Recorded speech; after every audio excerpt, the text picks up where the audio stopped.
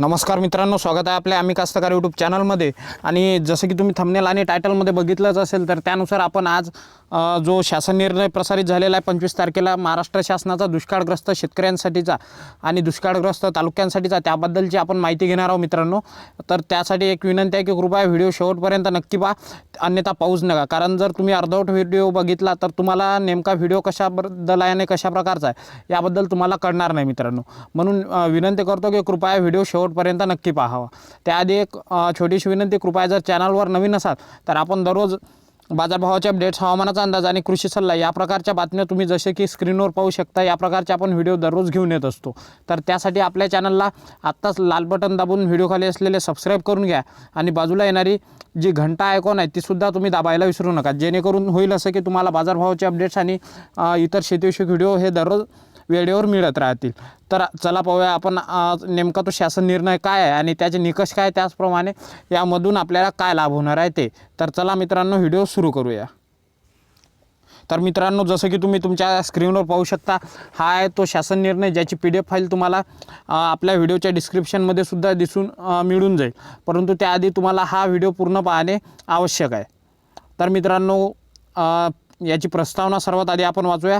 आणि हा दिनांक 25 जानेवारी 2019ला प्रसारित करण्यात आलेला होता। तर प्रस्तावना पुढील प्रमाणे: दुष्काळ व्यवस्थापन संहिता 2016 नुसार जिल्ह्यातील दुष्काळी परिस्थितींचे मूल्यांकन करून राज्यातील 151 तालुक्यांमध्ये गंभीर व मध्यम स्वरूपाचा दुष्काळ हा जाहीर करण्यात आला। सदर 151 तालुक्यांमधील दुष्काळी परिस्थितीमुळे शेती पिकांचे नुकसान झालेल्या बाधित झालेल्या शेतकऱ्यांना मदत देण्यासाठी निधी उपलब्ध करून देण्याची बाब ही शासनाच्या विचाराधीन होती।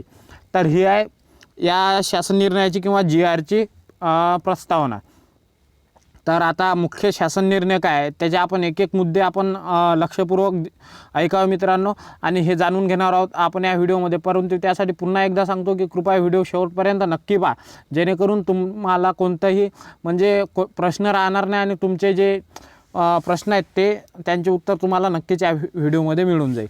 तर शासन निर्णय पुढील प्रमाणे: राज्यातील खरीप हंगाम 2018 संदर्भाधीन शासन निर्णयान्वये दुष्काळ जाहीर करण्यात आलेल्या राज्यातील 151 तालुक्यांमधील शेती पिकांच्या झालेल्या पीक नुकसानीसाठीचा बाधित शेतकऱ्यांना निविष्ठा अनुदानाचे वाटप करण्यासाठी या शासन निर्णयासोबतच्या सहपत्रात दर्शवल्याप्रमाणे रुपये 2,90,951 लक्ष म्हणजे जवळपास रुपये 2,900 कोटी आणि 51,09,000 फक्त इतका निधी हा 2 हप्त्यांमध्ये वितरित करण्यास प्रशासकीय मान्यता देण्यात येत आहे। आणि दुसरा मुद्दा म्हणजे वरील रकमेतून शेती पिकांचे 33% किंवा त्यापेक्षा अधिक नुकसान झालेल्या बाधित झालेल्या सर्व शेतकऱ्यांना देय असलेल्या मदतीची रक्कम ही 2 हप्त्यात प्रदान करण्यात यावी। त्याचप्रमाणे प्रथम हप्ता म्हणून रुपये 6,800 प्रति हेक्टर या दराच्या 50%च रक्कम म्हणजे 3,400 रुपये प्रति हेक्टर किंवा किमान रुपये 1,000 रुपये यापैकी अधिक रक्कम जी असेल ती शेती पिकांचे बाधित झालेल्या सर्व शेतकऱ्यांना प्रथमतः प्रदान करण्यात यावी। म्हणजेच मित्रांनो, जर तुम्ही एक पीक घेत असाल आणि तुम्हाला जर 6,800 रुपये इतकं अनुदान मिळणार असेल तर पहिल्या टप्प्यात 3,400 इतका तुम्हाला मिळणार आहे मित्रांनो।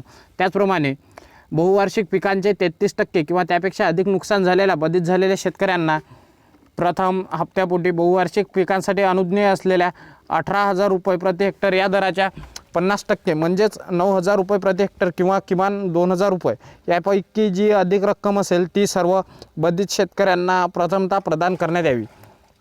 म्हणजे जर तुम्ही बहुवार्षिक पिके घेत असाल, एकापेक्षा अधिक पिके म्हणजे जसे की फळबागा वगैरेसाठी जे बहुवार्षिक पिके असतात जे एका वर्षात उत्पन्न देत नाही, तर त्या पिकांसाठी आपल्याला 18,000 रुपये एवढे अनुदान मिळणार आहे। आणि ज्यापैकी 9,000 म्हणजेच 50% रक्कम ही पहिल्या हप्त्यात तुम्हाला तुमच्या बँक खात्यामध्ये मिळून जाईल मित्रांनो। त्याचप्रमाणे वरीलप्रमाणे देण्यात येणारी मदत ही 2 हेक्टरच्या मर्यादेत व लागवड केलेल्या क्षेत्राच्या मर्यादेपर्यंतच राहील याची दक्षता घ्यावी।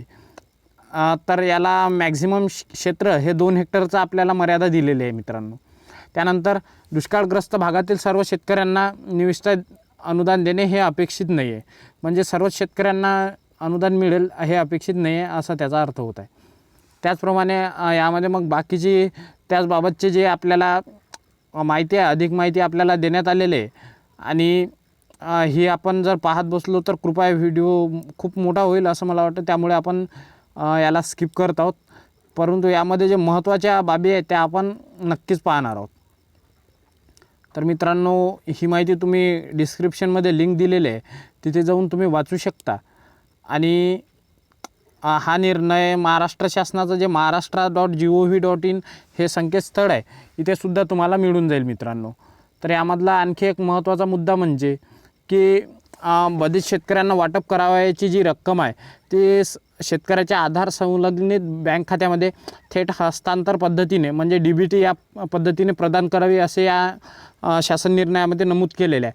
म्हणजे तुमचं जे बँक अकाउंट आहे त्याला तुम्हाला सर्वात आधी आधार लिंक करून घेणे महत्त्वाचे ठरेल, जेणेकरून तुम्हाला जी अनुदानाची रक्कम आहे ती यायला कोणतीही अडचण येणार नाही आणि ती रक्कम थेट तुमच्या खात्यातही जमा होणार आहे. त्यामुळे काही चिंता करण्याची आवश्यकता नाही मित्रांनो. तर ही होती एक छोटीशी अपडेट दुष्काळग्रस्त तालुक्यांना जी निधी मिळणार आहे त्याबाबतची. तर व्हिडिओ आवडला तर व्हिडिओला लाईक करा, त्याचप्रमाणे आपल्या शेतकरी बंधूंसोबत शेअर करा. आणि जर आपल्या चॅनलवर नवीन असाल तर दररोज बाजारभावाचे अपडेट्स, हवामानाचा अंदाज आणि शेतीविषयक बातम्यांसाठी आपल्या चॅनलला आत्ता सबस्क्राईब करून घ्या. तर चला भेटूया एका नवीन व्हिडिओमध्ये. तोपर्यंत टाटा, बाय बाय, नमस्कार आणि जय महाराष्ट्र.